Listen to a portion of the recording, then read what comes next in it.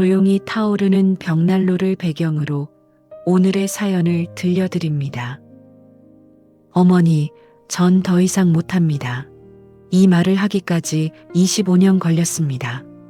온 집안에는 지독한 기름 냄새가 진동하고 있었지요.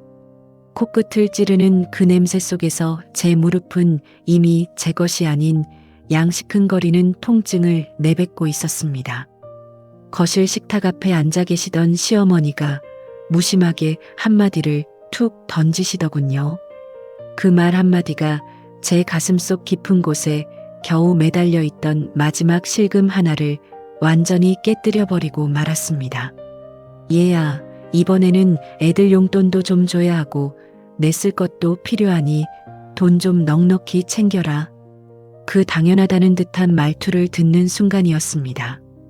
제 손에 들려있던 낡은 행주가 파르르 떨리기 시작했습니다. 머릿속은 마치 정전이 된 것처럼 하얗게 비워지는 기분이 들었지요. 지난 25년의 세월이 파도처럼 밀려왔습니다. 제가 구웠던 수만 장의 전과 끓여냈던 수천 그릇의 국들이 저를 집어삼키는 것만 같았습니다. 제 인생은 도대체 어디에 있는 것일까요? 나는 누구를 위해 이 뜨거운 불 앞에서 청춘을 다 태웠는지 묻게 되는 그런 밤이었습니다. 저는 떨리는 목소리를 간신히 가다듬었습니다.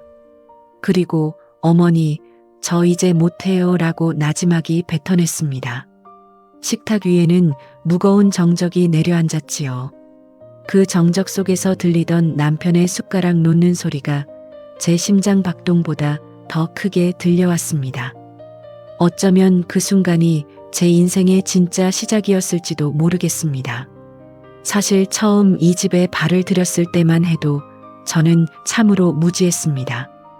그때 저는 25의 꿈 많은 아가씨였지요. 남편 하나 믿고 평생을 함께할 가족을 얻었다는 기쁨에 가슴이 벅차기도 했습니다. 하지만 시집 온 지 일주일도 채 되지 않아 현실을 깨달았습니다. 저는 이 집의 가족이 아니었습니다. 그저 무보수로 일하는 일꾼에 불과하다는 사실을 뼈저리게 느끼게 되었습니다.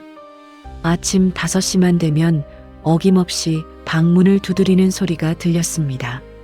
며느리가 잠이 많으면 집안 망조가 든다던 시어머니의 서슬퍼런 목소리가 지금도 귓가에 쟁쟁합니다. 찬물에 손을 담그며 쌀을 씻고 국을 끓이는 그 새벽의 공기는 늘 시리고 차가웠습니다. 그것이 도리인 줄로만 알았습니다.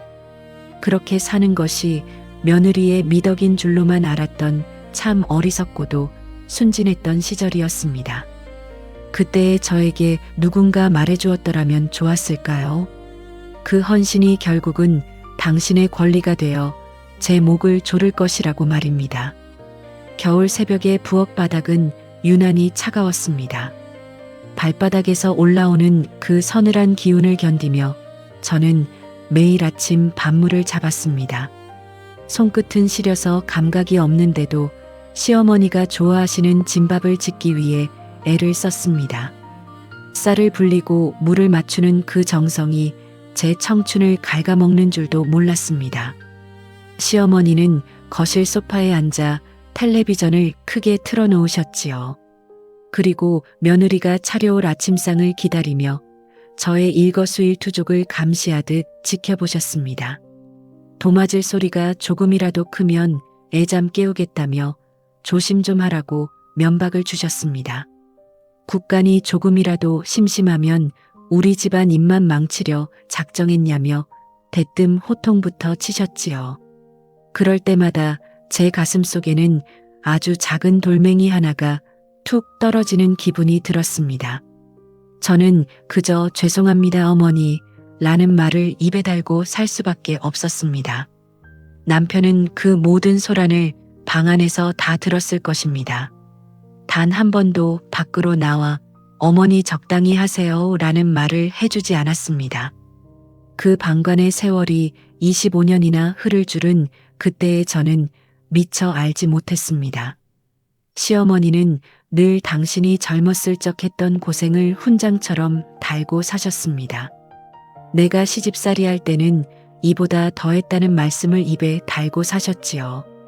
시어머니 밥상 차려드리고 나는 부엌대기처럼 찌꺼기만 먹어도 군소리 하나 안 했다며 저를 올가매셨습니다. 그 말 한마디면 제가 느끼는 모든 피곤함과 억울함은 사치스러운 투정이 되어버리곤 했습니다. 부엌 조리대 밑에서 남몰래 눈물을 훔치면서도 행여나 발소리가 들릴까 숨을 죽여야 했습니다. 그 세월들이 주마등처럼 스쳐 지나갑니다. 남편은 또 어떠했나요?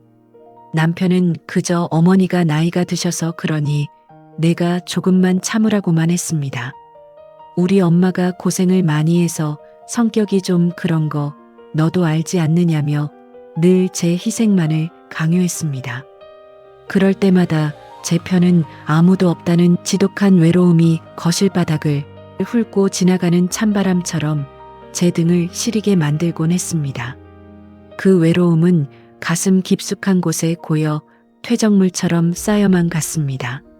사랑받고 싶어 선택한 결혼이 이토록 철저한 고립으로 이어질 줄은 꿈에도 몰랐습니다. 남편이라는 이름의 울타리는 참으로 무력했습니다.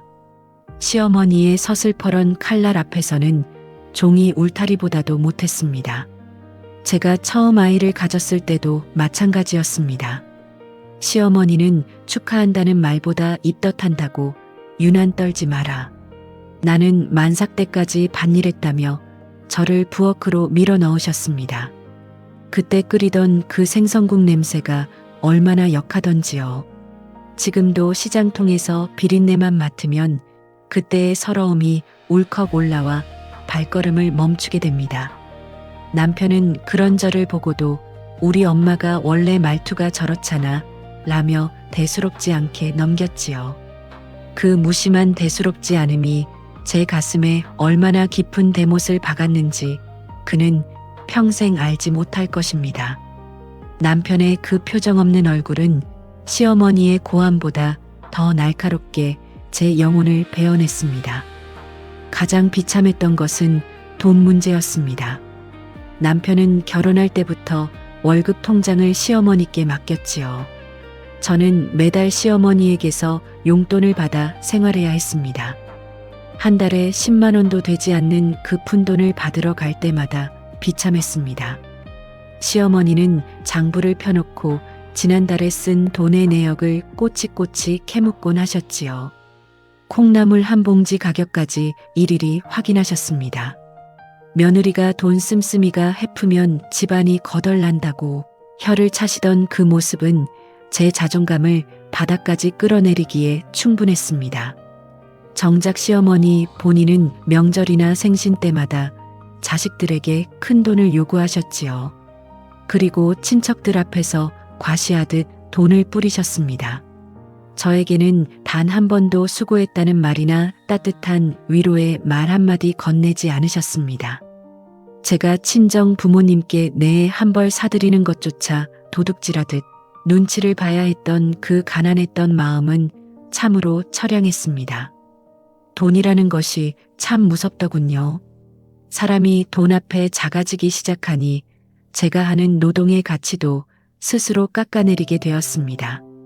하루 종일 허리가 휘어라 집안일을 하고도 당당하지 못했습니다. 저는 시어머니 앞에서 이번 달 생활비가 좀 부족한데 조금만 더 주실 수 있을까요? 라는 말을 꺼내기 위해 수십 번을 망설여야 했습니다. 시어머니는 그럴 때마다 제가 게을러서 돈을 아껴 쓰지 못하는 양타박을 하셨지요. 저는 죄인처럼 고개를 숙였습니다. 그리고 시어머니의 낡은 장부 위로 떨어지는 제 눈물을 들키지 않으려 애를 썼습니다.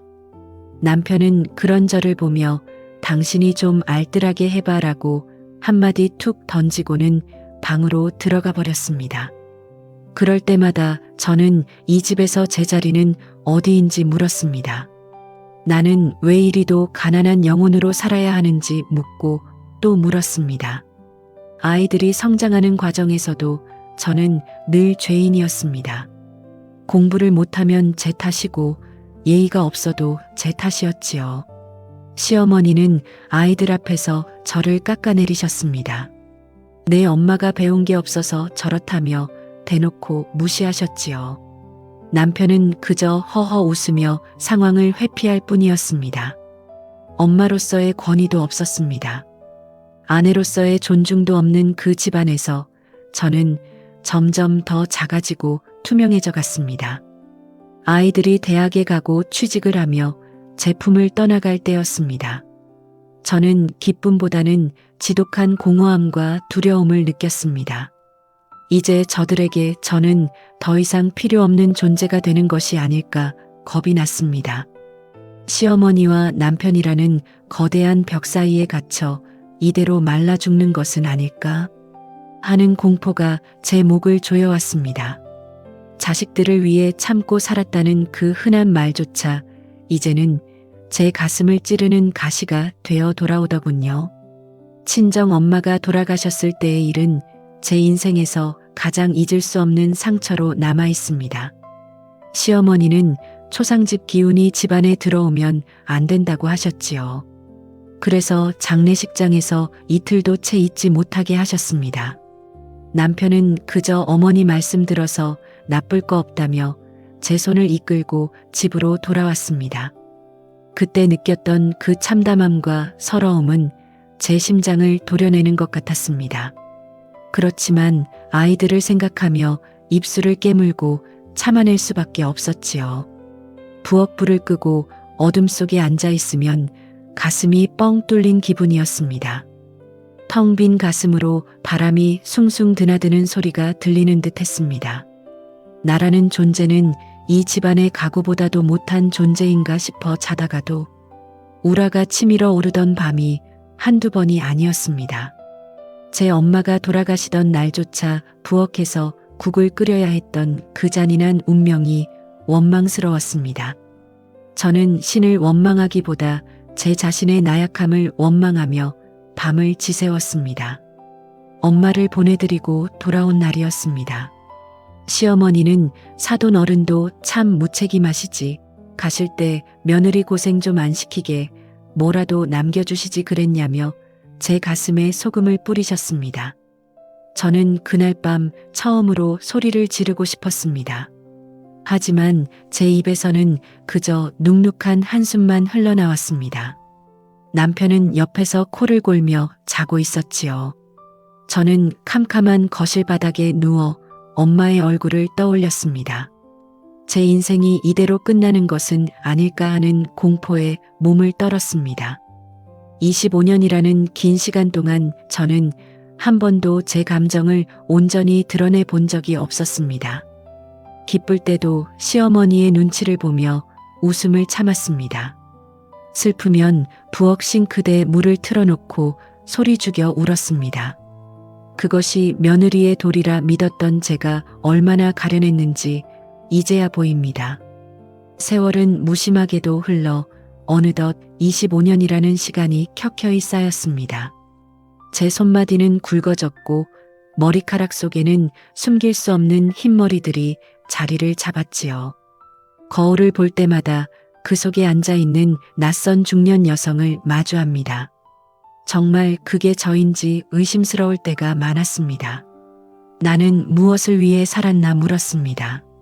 무엇을 위해 참았나 하는 질문들이 매일 밤 천장을 맴돌며 저를 괴롭혔습니다. 남편은 갈수록 무심해졌지요. 아이들은 자기들의 삶을 찾아 떠나갈 준비를 하고 있었습니다. 하지만 저는 여전히 시어머니의 그림자 아래서 허덕이고 있었습니다. 하루하루를 버티고 있는 제 모습이 너무나도 가련하게 느껴졌습니다. 평생을 바쳐 일궈온 이 가정이 저에게는 감옥이었습니다. 단 한 칸의 쉴 곳도 내어주지 않는 거대한 감옥처럼 다가왔습니다. 25년 전 그 고왔던 25의 아가씨는 이제 어디로 갔을까요? 껍데기만 남은 중년의 여자가 부엌 조리대에 기대어 한숨을 내뱉는 소리만이 적막한 집안을 채우고 있었습니다. 어느 날은 거울 속에 비친 제 눈동자를 가만히 들여다보았습니다. 그 안에는 생기라고는 전혀 찾아볼 수 없었습니다. 마치 죽은 물고기의 눈처럼 흐릿한 절망만이 가득하더군요. 저는 그 눈을 보며 너는 누구니? 라고 물었습니다. 며느리라는 이름, 아내라는 이름, 엄마라는 이름 뒤에 숨겨진 진짜 제 이름이 무엇이었는지조차 가물가물해졌습니다. 제 자신을 마주하는 것은 죽기보다 더 힘든 일이었습니다. 시어머니는 제가 거울을 보는 것조차 싫어하셨습니다. 며느리가 멋부리면 집안 망한다며 혀를 차셨지요. 저는 그 말 한마디에 또다시 위축되었습니다. 그래서 화장대 앞에 앉는 것을 포기했습니다. 그 세월들이 모여 제 영혼은 이제 낡은 헝겊 인형처럼 너덜너덜해져 있었습니다. 하루하루를 견디는 것이 아니라 그저 죽지 못해 살아가는 시체와 다를 바 없었습니다. 작년 추석 무렵부터는 건강에도 이상이 오기 시작했습니다. 시도 때도 없이 가슴이 답답하고 숨이 가빠오더군요. 병원에서는 화병이라고 했습니다. 마음속에 쌓인 응어리들이 몸 밖으로 터져 나오려 하는 것이라며 마음을 편히 먹으라고 권했습니다. 하지만 이 집구석에서 어떻게 마음을 편히 먹을 수 있겠습니까? 약통을 서랍 깊숙이 숨겨두고 남몰래 약을 삼키며 명절 음식을 준비했습니다. 기름 냄새만 맡아도 헛구역질이 올라왔습니다. 허리는 끊어질 듯 아파오는데도 아무도 저에게 괜찮냐고 물어봐 주지 않았습니다. 시어머니는 전 색깔이 왜 이리 흐리냐며 타박을 하셨지요. 남편은 거실에서 텔레비전을 보며 웃고 떠드는 소리만 들려줄 뿐이었습니다. 그 웃음소리가 마치 제 살을 파고드는 가시처럼 느껴졌습니다. 부엌 한편에서 주저앉아 한참을 멍하니 벽만 바라보았습니다. 내 손에서는 늘 생선 비린내와 마늘 향이 가시지 않았습니다. 저들의 손에서는 향기로운 과일 향과 여유가 흐르는 것을 보며 저는 지독한 소외감을 느꼈습니다. 그날 밤 저는 부엌 한 구석에서 식어 빠진 찬밥을 물에 말아 먹었습니다. 그리고 생각했습니다. 내가 만약 여기서 쓰러진다면 이 사람들은 나를 걱정할까 물었습니다. 아니면 당장 내일 아침 밥 해줄 사람이 없어서 당황할까 생각했지요. 그런 씁쓸한 생각이 꼬리에 꼬리를 물고 이어지다 보니 제 인생이 너무나도 허무하게 느껴졌습니다. 25년이라는 긴 시간 동안 저는 한 번도 이 집의 주인공이었던 적이 없었습니다. 그저 소모품처럼 쓰이다 닳아 없어지는 그런 존재이었습니다. 한참을 멍하니 앉아 있다가 문득 창밖을 보았습니다. 둥근 보름달이 떠 있더군요. 남들은 소원을 비는 그 달을 보며 저는 생각했습니다. 처음으로 죽고 싶다는 생각보다 이렇게 살고 싶지 않다는 강렬한 의지를 느꼈습니다. 내가 사라져도 이 집의 톱니바퀴는 돌아가겠지요. 하지만 내가 없으면 나의 우주는 끝나는 것이 아니겠습니까? 그 달빛이 부엌 바닥을 하얗게 비출 때였습니다. 저는 제 인생의 그림자가 얼마나 길게 드리워져 있는지를 비로소 똑똑히 보게 되었습니다. 추석 아침이 되었습니다. 일찍부터 일어났지만 몸이 천근만근이었습니다. 고사리를 삶고 나무를 묻히는데 눈앞이 핑글핑글 돌더군요. 그래도 며느리 도리는 해야지 싶어 이를 악물고 버텼습니다. 시어머니는 방에서 나오시자마자 호통을 치셨습니다. 나물간이 왜 이리 짜냐며 제사상 망치려 작정했냐고 대뜸 소리부터 지르셨지요. 저는 그 소리를 들으며 속으로 생각했습니다. 어머니, 제가 이 나무를 묻히기 위해 밤새 얼마나 많은 땀을 흘렸는지 한 번이라도 봐주실 수는 없나요? 하지만 말은 나오지 않았습니다. 습관처럼 죄송합니다, 어머니라고 읊조리며 다시 주방으로 들어갔습니다. 남편은 그저 거실에서 아이들과 장난을 치고 있었지요. 제 속도 모르고 웃고만 있는 그를 보며 고독함을 느꼈습니다. 그 고독함은 겪어보지 않은 사람은 절대 알 수 없는 종류의 것이었습니다. 거실에서 들려오는 명절 방송의 흥겨운 노래가 제 마음의 비명소리를 집어삼키고 있었습니다. 연휴 내내 저는 밥하고 치우는 기계였습니다. 손님들이 올 때마다 시어머니는 저를 앞세워 자랑을 하셨습니다. 우리 며느리가 이렇게 솜씨가 좋다며 입이 마르도록 칭찬을 하셨지요. 하지만 그 자랑 뒤에는 늘 생색이 따라붙었습니다. 내가 잘 가르쳐서 그렇다는 그 말이 저를 더 비참하게 만들었습니다. 저는 그저 손님들에게 차를 내오며 어색한 미소를 지을 뿐이었습니다. 손님들이 떠나고 남은 수많은 설거지감들을 보았습니다. 저는 제 인생도 저렇게 씻겨 내려갈 수 있다면 얼마나 좋을까 하는 발칙한 상상을 해보기도 했습니다.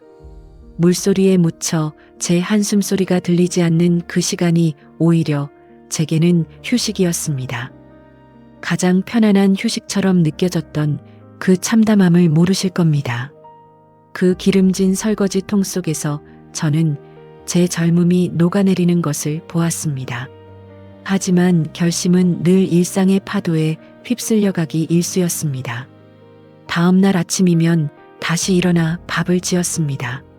시어머니의 잔소리를 견디며 어제와 다름없는 하루를 시작했지요. 그러나 가슴속 깊은 곳에서 타오르기 시작한 그 작은 불씨는 꺼지지 않았습니다. 조금씩 제 영혼을 잠식해가고 있었던 것입니다. 더는 참을 수 없다는 감각이 저를 깨웠습니다. 나도 존중받고 싶다는 그 본능적인 욕구가 조금씩 고개를 들고 있었습니다. 명절이 끝나고 다시 일상으로 돌아왔을 때였습니다. 저는 남편에게 처음으로 제 속마음을 아주 조심스럽게 털어놓았습니다. 나 너무 힘들다고 말했습니다. 이제 시어머니 용돈 드리는 것도 좀 조절하고 내 인생도 좀 살고 싶다고 고백했습니다.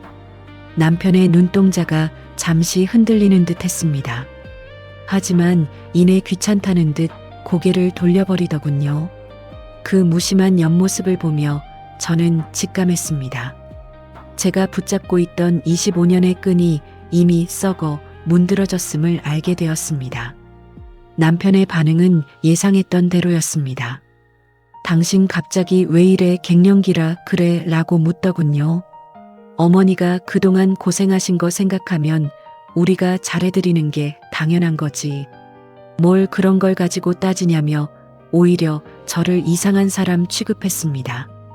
갱년기라는 그 편리한 단어 뒤에 제 25년의 고통을 숨겨버리는 남편의 태도에 절망했습니다.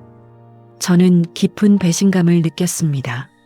사랑해서 결혼했고 평생을 믿고 의지하려 했던 남자가 사실은 저의 가장 큰 고통을 외면하고 있었다는 사실이 뼈아프게 다가왔습니다. 그때부터였던 것 같습니다. 제가 이 관계를 정리해야겠다고 결심하게 된 시점이 말입니다. 남편이라는 사람은 제가 아파하는 소리보다 어머니의 기침 소리에 더 예민한 사람이라는 것을 이제야 깨달은 것이지요. 그날 밤 저는 이불을 머리 끝까지 뒤집어 쓰고 소리 죽여 울었습니다. 제 마음속의 남편을 조금씩 지워내기 시작했습니다. 일상의 작은 틈새들마다 스며들어 있던 불편함들은 이제 거대한 파도가 되었습니다. 제 마음의 벽을 사정없이 두드리고 있었지요. 아침마다 시어머니 방을 청소하며 느끼는 알 수 없는 혐오감이 저를 괴롭혔습니다. 남편의 옷을 세탁하며 느끼는 공허함도 견디기 힘들었습니다. 식탁 위의 정적 속에서 느껴지는 질식할 것 같은 압박감이 저를 벼랑 끝으로 몰아넣고 있었습니다.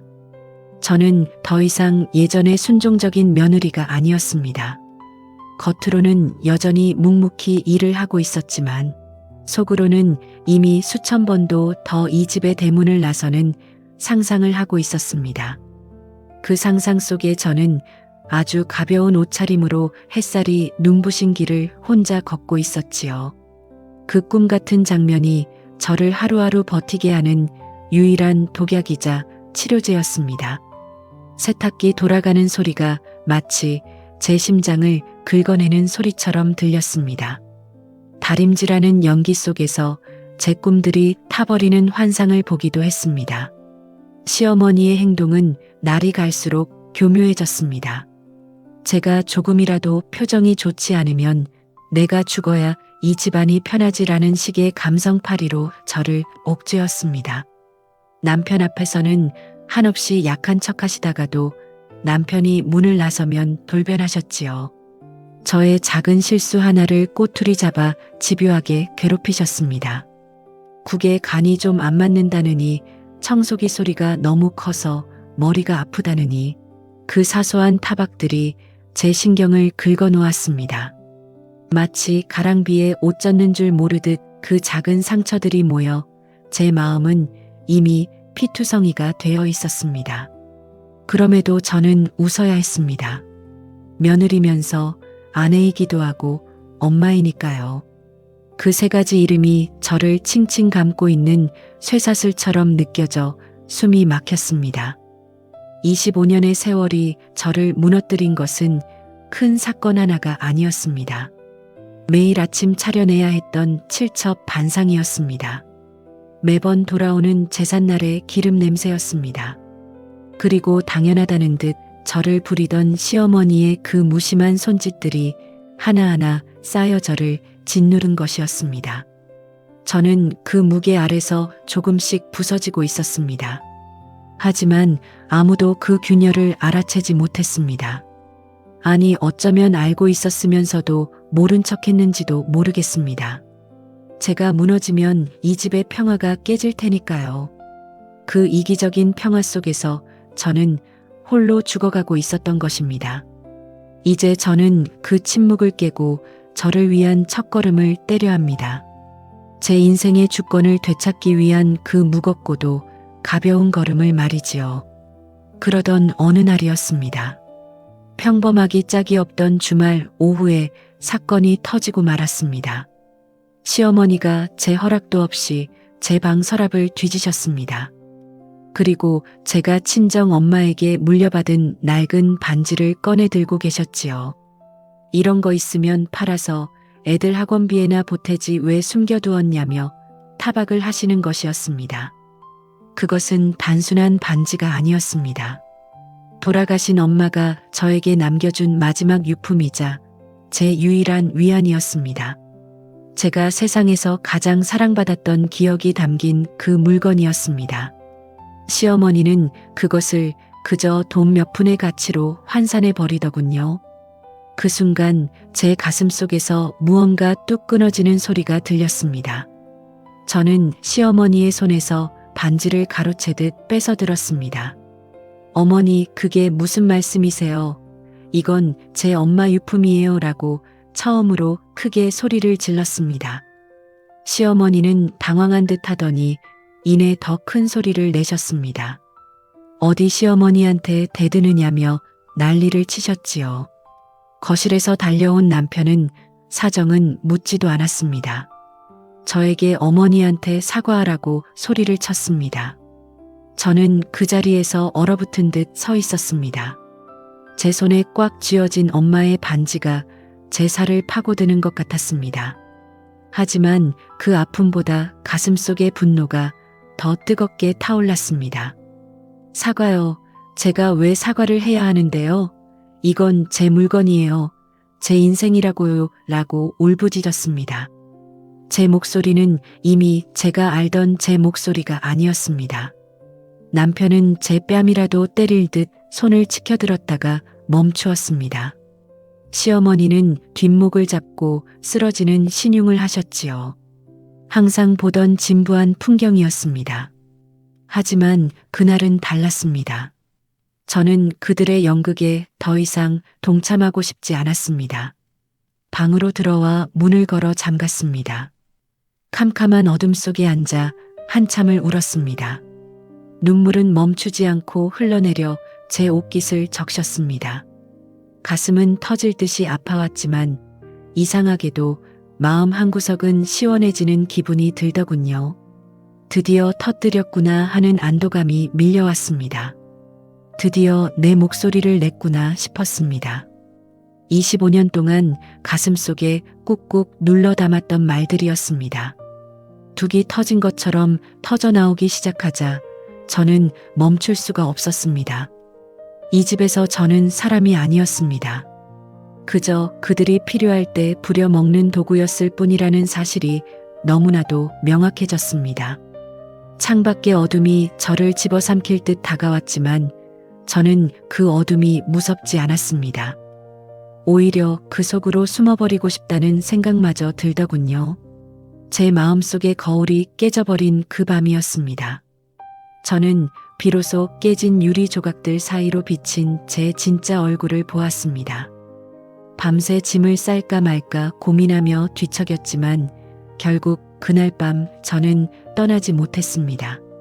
아직은 준비가 되지 않았다는 두려움과 아이들에 대한 미련이 저를 붙잡았지요. 하지만 그날 이후로 저는 확실히 변했습니다. 시어머니의 잔소리에도 대답하지 않았고 남편이 밥상을 요구해도 예전처럼 정성껏 차리지 않았습니다. 그들은 제가 미쳤다고 수군거렸지만 저는 상관없었습니다.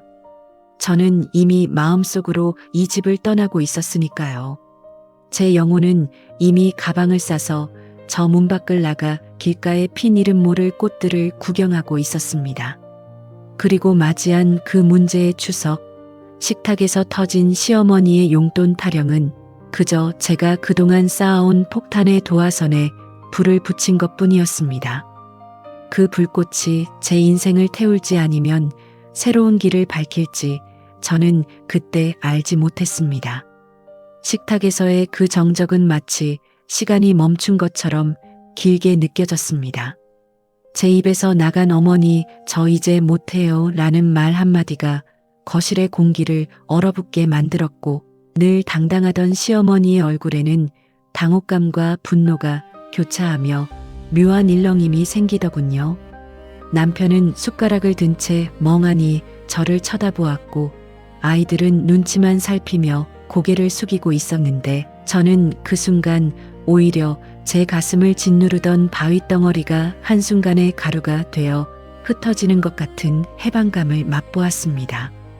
25년 동안 한 번도 내뱉지 못했던 그 짧은 말이 제 영혼을 깨우는 종소리처럼 들렸던 것이지요.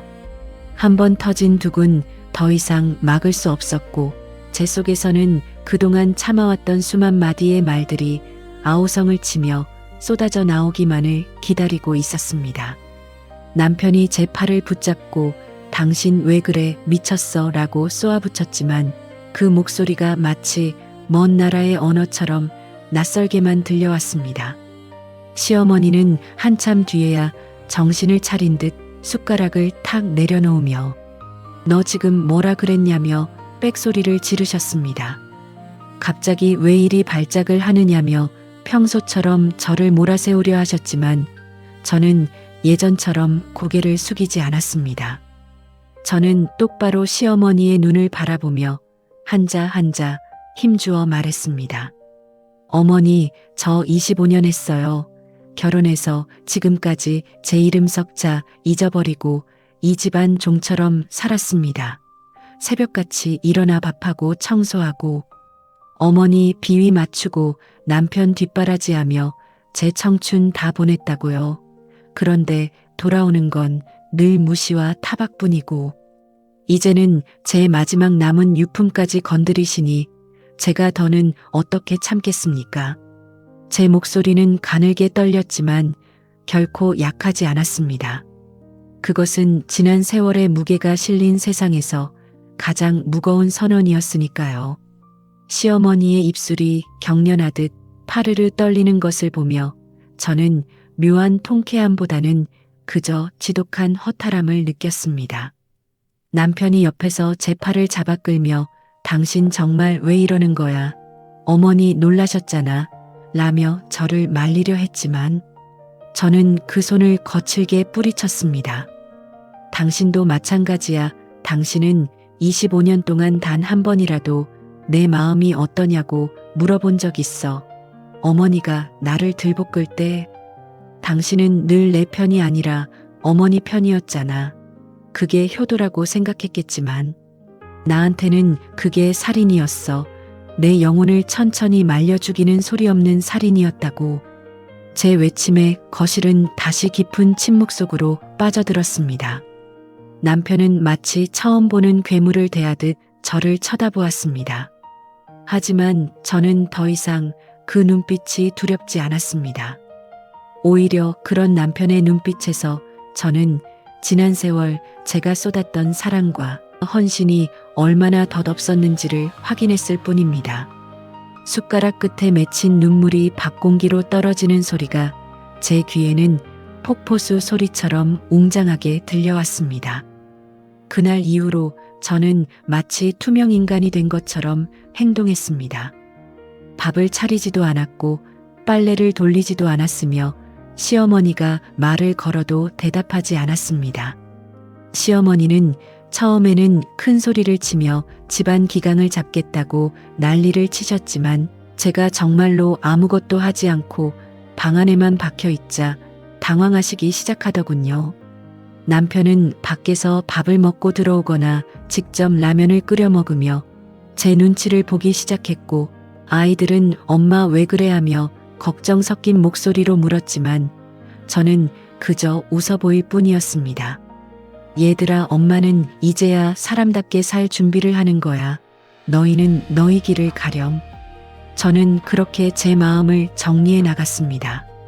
거실에서는 시어머니가 남편을 붙잡고 며느리 잡아먹는 집안 되겠다며 곡소리를 내셨지만 그 소리가 더 이상 제 가슴을 파고들지 못했습니다. 부엌 찬장의 그릇들이 제 손길을 기다리며 줄지어 서 있었지만 저는 더 이상 그들을 만질 이유를 찾지 못했습니다. 사실 식탁에서의 폭발은 그저 예고편에 불과했습니다. 진짜 결심은 그보다 며칠 전 시어머니가 제 유일한 보물이었던 엄마의 반지를 가져갔을 때 이미 굳어진 것이었지요. 그 낡은 금반지는 제 엄마가 돌아가시며 제 손을 꼭 잡고 이거라도 나중에 내가 힘들 때 써라 며 남겨주신 마지막 사랑이었습니다. 그런데 시어머니는 제 허락도 없이 제 서랍을 뒤져 그 반지를 꺼내 들고는 요즘 금값이 올랐다던데 이거 팔아서 손주 대학 등록금에 보태자며 당연하다는 듯 말씀하셨습니다. 그 순간 제 가슴 속에서는 무언가 뜨거운 것이 울컥 치밀어 올랐고 저는 처음으로 시어머니의 손에서 물건을 낚아채듯 뺏어들었습니다. 어머니, 제발 제 물건에는 손대지 마세요 라고 낮은 목소리로 경고했을 때 시어머니의 눈에서 일던 그 살기 어린 빛을 저는 평생 잊지 못할 것입니다. 하지만 25년의 습관이라는 것이 무섭더군요. 아침이면 습관적으로 눈이 떠지고 부엌으로 나가야 할 것 같은 압박감이 저를 괴롭혔습니다. 시어머니가 방에서 헛기침하는 소리만 들려도 심장이 덜컥 내려앉고 무의식 중에 앞치마를 찾게 되는 제 자신을 보며 얼마나 깊이 가스라이팅 당해왔는지 깨닫고 전율했습니다. 저는 방 안에서 제 손을 꽉 쥐고 버텼습니다. 나가지 마라. 오늘 나가면 너는 평생 다시 그 굴레를 벗어날 수 없다. 저는 제 자신에게 수천 번 수만 번을 속삭이며 그 어둠 속에서 홀로 싸웠습니다. 벽지 무늬 하나하나를 세며 창밖으로 지나가는 구름을 보며 저는 제가 살아있음을 그리고 제가 선택할 수 있음을 매 순간 확인해야만 했습니다. 그 과정은 마치 뼈를 깎아내는 고통이었지만 저는 그 고통을 기꺼이 감내했습니다. 며느리라는 껍데기를 벗겨내고 나니 그 안에 남은 것은 상처투성이인 제 영혼뿐이었지만 저는 그 영혼을 다독이며 조금씩 앞을 향해 나아갔습니다. 시어머니는 방 밖에서 계속해서 문을 두드리며 제 이름을 불러댔습니다. 얘야, 밥 안 하니? 내가 배가 고파서 죽겠다. 식의 가식적인 목소리가 방문을 뚫고 들어올 때마다 저는 귀를 막고 이불을 뒤집어 썼습니다. 그 목소리는 저를 다시 며느리라는 감옥으로 끌고 가려는 저승사자의 부름처럼 들려왔습니다. 남편은 거실에서 당신 적당히 좀 해, 어머니가 사과하신다잖아 라며 있지도 않은 사과를 지어내어 저를 회유하려 했지만 저는 알고 있었습니다. 그 사과는 그저 저를 다시 주방으로 불러내기 위한 미끼일 뿐이라는 것을요. 저는 문고리를 꽉 쥐고 소리 없이 울부짖었습니다. 당신들이 나를 사람으로 본 적이 단 한 번이라도 있었냐고 말입니다. 25년 동안의 침묵이 드디어 고함이 되어 제 안에서 휘몰아치고 있었습니다. 그 시간 동안 저는 지난 삶을 하나하나 복기해 보았습니다. 신혼 초에 시어머니가 제 친정에서 가져온 예단이 적다며 동네 사람들 앞에서 저를 망신 주던 일, 임신해서 입덧이 심해 밥 냄새만 맡아도 구역질이 나는데 억지로 생선을 굽게 하던 그 잔인한 배려 없음, 아이가 아파서 병원에 가야 하는데 시어머니 친구들 모임에 운전기사 노릇을 시키던 그 이기심, 그리고 그 모든 순간에 방관자로 남았던 남편의 뒷모습까지, 그 기억들은 파편이 되어 제 가슴을 찔러댔지만 저는 그 아픔을 피하지 않고 정면으로 마주했습니다. 아파야 낫는다는 말처럼 그 상처들을 다 헤집어 놓고 나서야 비로소 저는 자유로워질 수 있었습니다. 25년 전에 나에게 미안하다고 너무 늦게 구하러 와서 정말 미안하다고 사과하며 저는 매일 밤 눈물을 흘렸습니다. 캄캄한 방에서 흘린 그 눈물들이 저를 씻겨내어 새로운 인간으로 태어나게 해주었습니다. 결심이 굳어지자 저는 차분하게 이혼 준비를 시작했습니다. 결혼 생활 동안 제가 가계부를 꼼꼼히 적어두었던 것이 큰 도움이 되더군요. 시어머니가 가져간 남편의 월급 내역, 저에게 준 쥐꼬리만한 용돈 기록, 그리고 제가 집안일을 전담하며 가족들의 복지를 위해 헌신했던 시간들을 수치화하고 증거로 남겼습니다. 변호사를 찾아가 상담을 받았을 때 변호사님은 제 이야기를 듣더니 고개를 절레절레 저으시더군요.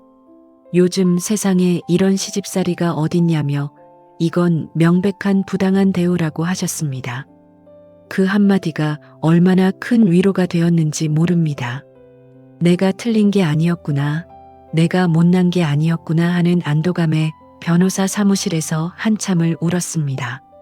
상담실을 나오던 길에 마주친 차가운 빌딩 숲이 그날따라 저를 응원해주는 것 같은 착각마저 들었습니다.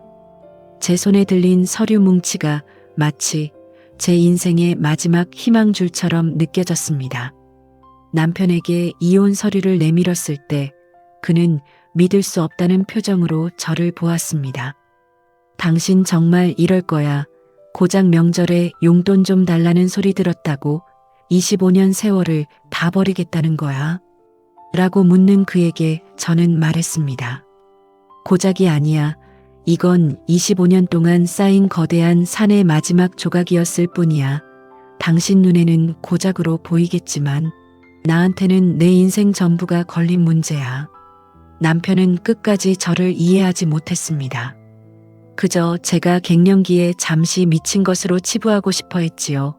하지만 저는 단호했습니다.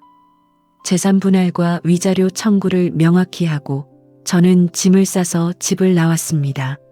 남편의 눈가에 맺힌 당혹감을 보며 저는 슬픔보다 아련한 연민을 느꼈습니다.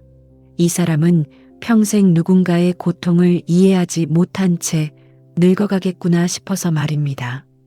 그가 끝까지 저를 잡지 않았던 것이 오히려 저에게는 큰 선물이었습니다. 짐을 싸는 것은 생각보다 간단했습니다.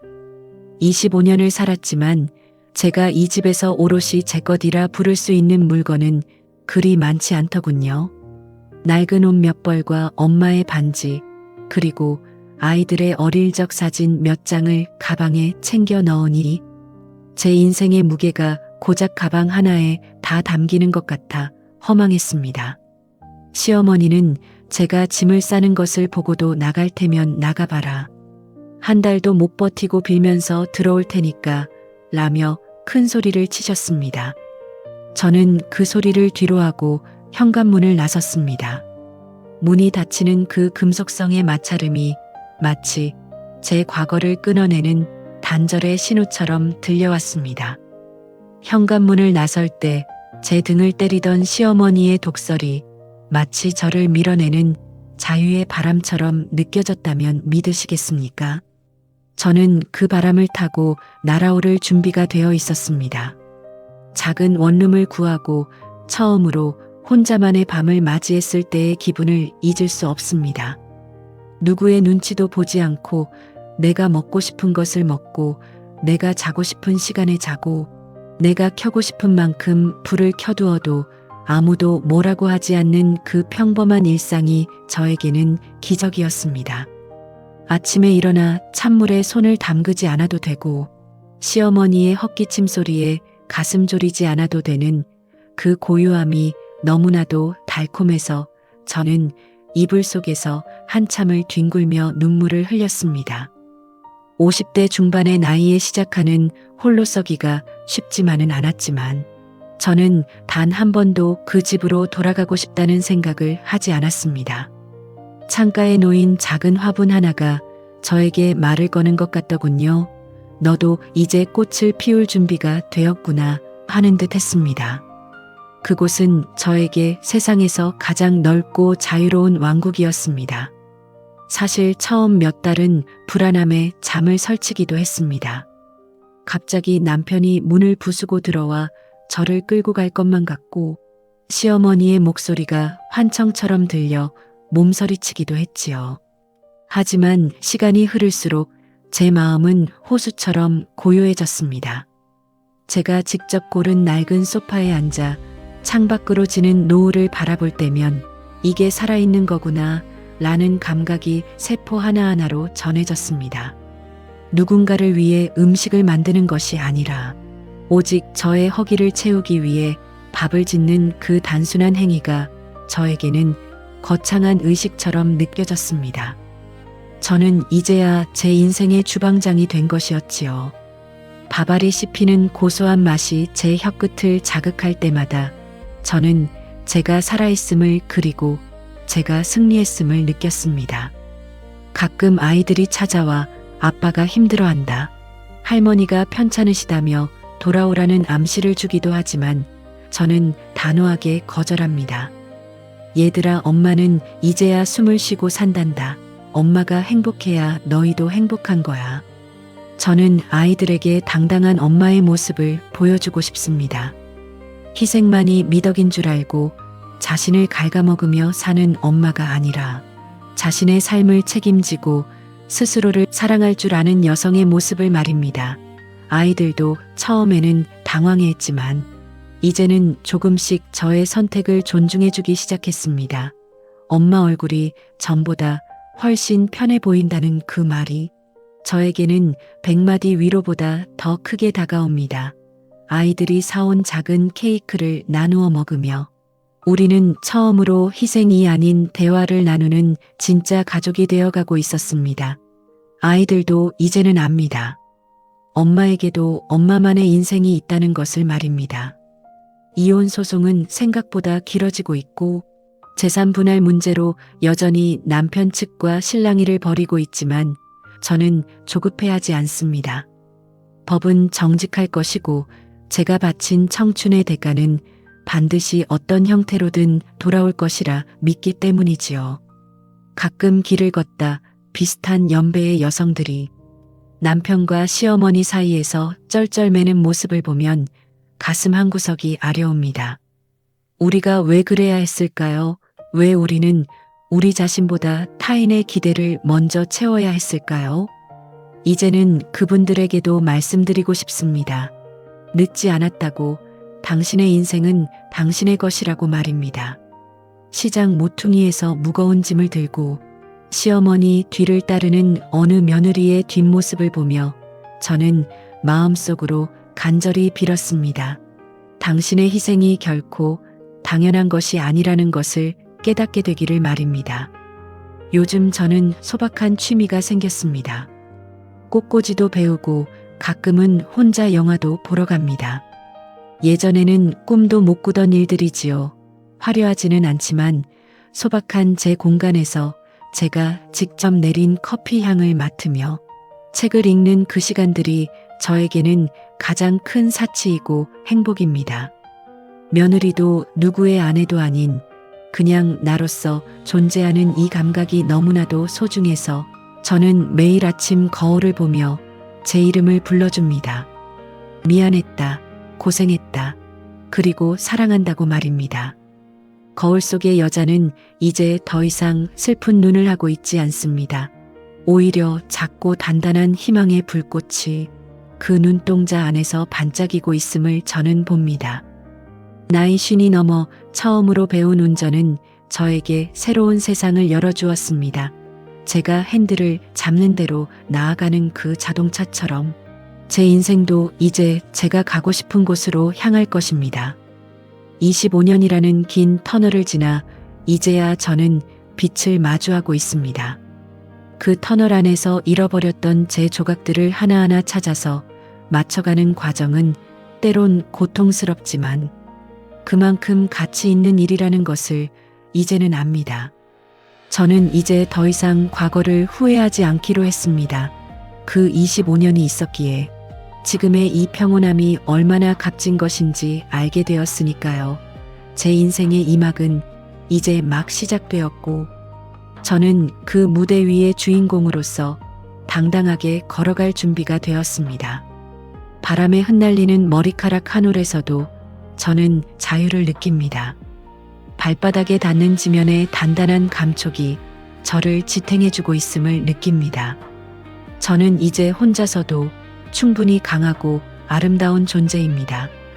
여러분 혹시 지금 누군가의 뒤에 숨어 자신의 빛을 잃어가고 있지는 않으신지 가족이라는 이름으로 돌이라는 명분으로 말입니다.